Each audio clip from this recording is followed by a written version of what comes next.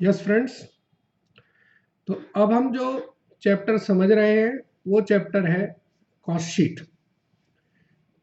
ये chapter study material में 9वां chapter है। चैप्टर का नाम है cost sheet, profitability analysis and reporting. इसकी अभी तक ये ज़्यादातर कोई ऐसा मेजर क्वेश्चन इसमें से नहीं पूछा गया है। इस चैप्टर में मैंने आपको balance score card and benchmarking इन दोनों को डाल दिया है। एक्चुअल में बैलेंस स्कोर कार्ड आपका स्टैंडर्ड कॉस्टिंग के साथ और बेंचमार्किंग आपका बजट के साथ रखा गया था, बट उनकी कहीं सिंक्रोनाइजेशन नहीं रखती, तो मैंने वो सारे चैप्टर इसी में डाल दिए।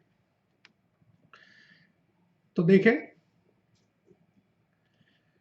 Cost sheet. कॉस्ट शीट क्या है? अ कॉस्ट शीट और cost statement is a document which provide the assembly of detailed cost of a cost control center or cost unit. ठीक है, it is a detailed statement depicting the subdivision of cost arranged in a logical order under different heads. The main advantage of cost sheet are as under: it provides the total cost figure as well as cost per unit of production. It helps in cost comparison. It facilitates the preparation of cost estimate required for submitting tenders. It provides sufficient help in arriving at the figures of selling price. It facilitates cost control by disclosing operational efficiency. What do you mean by DPP? ये question अभी recently आया था theory में से। इसके बाद ये miscellaneous questions हैं। TQ3 आप जरा ध्यान से देखें। A manufacturing company makes 4 products and are sold through 8 regional offices countrywide. The product passes through 3 production processes in a factory. A separate market research division monitors outside competition. The division is outside the sales management hierarchy. Agile management accounting suggests some routine report of performance measurement to be made. ये actual में ये question जो है वो है budget में से आया है, क्योंकि बजट में डिफरेंट टाइप्स ऑफ रिपोर्ट्स थी जो मैंने यहाँ पर कंपाइल्ड कर दिया है। तो ये रिपोर्ट्स आई हैं। जैसे सेल्स मैनेजमेंट को क्या चाहिए? कंपैरिजन चाहिए होगा एक्चुअल और बजटेड सेल का, product wise, region wise, sales manage wise, customer wise. ठीक है ना। वर्क मैनेजर को क्या चाहिए भाई? कितना टाइम लग रहा है, प्लांट यूटिलाइजेशन रिपोर्ट क्या है, एवरीथिंग। चलिए, अब हम जो टॉपिक समझेंगे ये है बैलेंस स्कोर कार्ड। ये चैप्टर अभी इसमें से रिसेंट में क्वेश्चंस नहीं आते हैं, बट अर्लियर पहले इसमें से कई बार और फ्रीक्वेंटली क्वेश्चन आते रहे हैं। पढ़ें क्या है? Balance score card is a set of financial and non financial measure relating to companies critical success factor. Critical मतलब important. It is an approach which provides information to the management to assist in strategy implementation. कैसे company अपनी strategy implement करे। It is an approach advocated by Kaplan and Norton, which provides information to management to assist in strategy policy formulation and achievement. The main objective of balance scorecard is to provide a comprehensive framework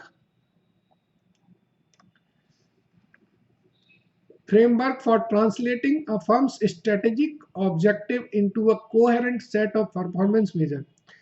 A well-designed balance scorecard combined financial measures of past performance with measures of firm's drivers of future performance. The balance scorecard translates an organization mission into strategy into comprehensive set of performance measures. अब देखिए, component of balance score card. जब example या question exams में आता है तो आपने ये 4 कंपोनेंट इसके बहुत इंपॉर्टेंट है बैलेंस स्कोर कार्ड के। एक तो कस्टमर पर्सपेक्टिव, कस्टमर कैसे हमें देखता। इंटरनल पर्सपेक्टिव, किन एरियाज में कंपनी एक्सेल कर सकती है।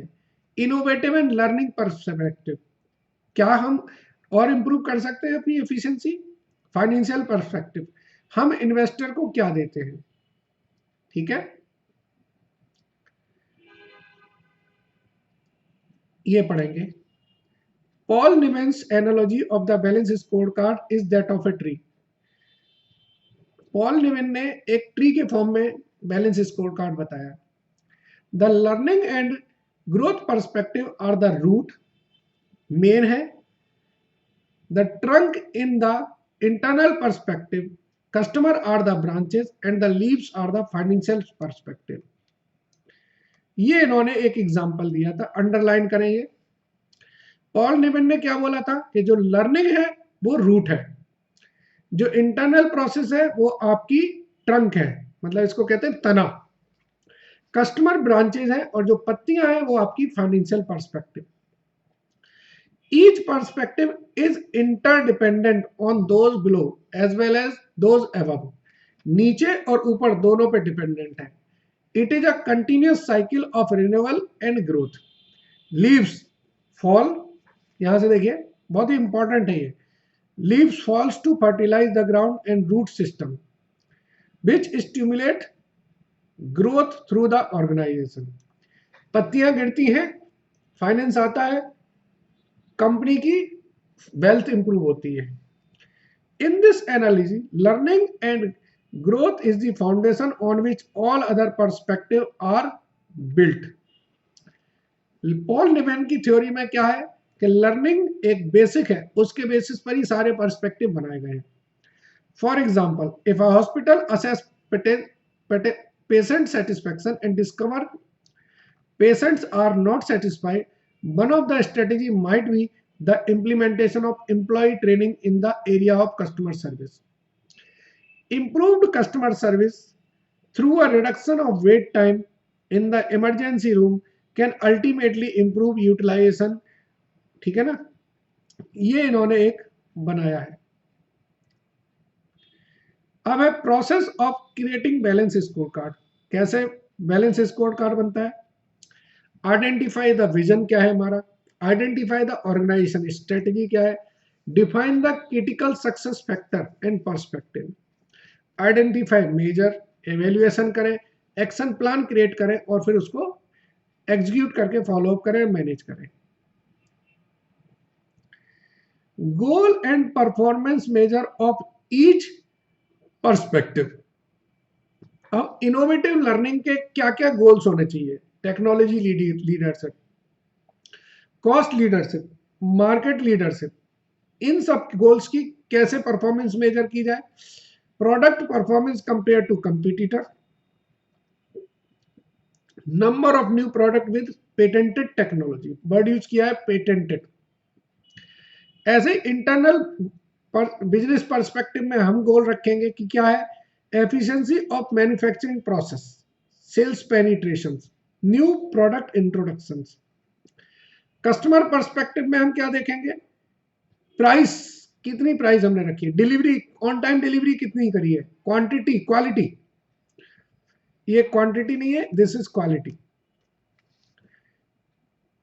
हमारी क्वालिटी कैसी है, सपोर्ट कैसे दे रहे हैं, रिस्पॉन्स टाइम। ऐसा नहीं फोन कर रहे हैं, अब एयरटेल को फोन करो इमीडिएटली कॉल आता है, और एयरसेल में करोगे चलो होल्ड करें। फाइनेंशियल पर्सपेक्टिव, सेल्स कितनी करी हमने, कॉस्ट ऑफ सेल्स हमारी क्या थी, प्रॉफिटेबिलिटी क्या है, प्रॉस्पेरिटी क्या है। Advantage of balance score card, holistic approach, it brings strategy and vision as the center of management focus. Overall agenda, objectivity, management by objectives, feedbacks and learning. Management by objective बहुत अच्छा word है। एक management जिसका एक set objective है वो उसके साथ काम कर रहा है। एंड सिस्टम अप्रोच, ये देखिए, ये मैंने बताया था, ये रिसेंटली एग्जाम्पल्स क्वेश्चन आए थे। Explain the feature of balance score card, classify the following measures under appropriate categories, explain the major component of balance scorecard, explain goal and performance measure of each perspective of balance scorecard, In many organizations, initiative to introduce balanced scorecards fails because efforts are made to negotiate target rather than to build consensus. हमने target achieve करना है, बजाय एक लोग thought के साथ चले, तो वहां बैलेंस स्कोर कार्ड बेकार हो गया। ठीक है, ये क्वेश्चन जरूर पढ़ के जाइएगा। What are the element of balance score card? Balance scorecard and performance measure system endeavors to create a blend of strategy this. Discuss the statement. ठीक है सर। अब जो कॉन्सेप्ट हम समझ रहे हैं वो है बेंचमार्किंग। बेंचमार्किंग क्या है?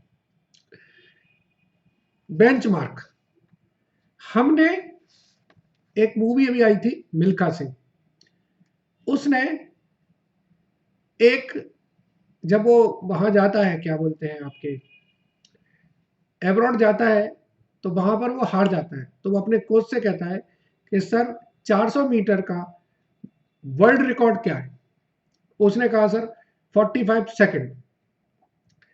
तो उसने 45 सेकंड का एक बेंचमार्क बना लिया था कि मुझे इससे नीचे, मतलब इससे बेस्ट परफॉर्मेंस करनी है। तो इंडस्ट्री में भी आपने बेंचमार्क सेट करने होते हैं कि भाई ये बेंचमार्क है। आज सचिन तेंदुलकर है, उसने 200 मार्क्स का, 200 रन का एक बेंचमार्क सेट किया। आपको याद है सचिन तेंदुलकर से पहले सईद अनवर पाकिस्तान का था जिसने 194 मार्क्स रन बनाए थे, और 194 रन जो थे वो काफी टाइम तक किसी ने ब्रेक नहीं किया था। लोग 186 तक गए लेकिन 194 तक नहीं गए। फिर सचिन तेंदुलकर ने बनाए 200 रन, और वो एक साल के अंदर वीरेंद्र सहवाग ने 200 से ज्यादा रन बना दिए। ठीक है, तो एक बेंचमार्क बनाते हैं ये लोग। चलिए अब हम कॉस्टिंग में आ जाए। Benchmark is the process of identifying and learning from the best practice, word use करिए ये, from the best practice anywhere in the world. ये नहीं कि हम लक्ष्मी नगर में रह रहे हैं तो सर प्रीत विहार, या हम दिल्ली में रह रहे हैं तो सर दिल्ली के आसपास। अगर वर्ल्ड में कहीं पर भी उस चीज की सबसे बेस्ट है तो वो बेंचमार्क हम रखेंगे। It is the powerful tool for continuous improvement in the performance. अगर हमने कहा कि भाई हमको बेंचमार्क रखना है कॉस्टिंग में 40 नंबर का, तो हम 40 नंबर की ही सोचेंगे ना। लेकिन हम कहेंगे मुंबई के लड़के 85 ला सकते हैं, तो हम 85 क्यों नहीं ला सकते? तो हम लगातार एक्सेल करेंगे, लगातार प्रैक्टिस करेंगे। Different types of benchmarking: competitive benchmarking, strategic benchmarking, global benchmarking, process benchmarking, functional benchmarking, internal benchmarking.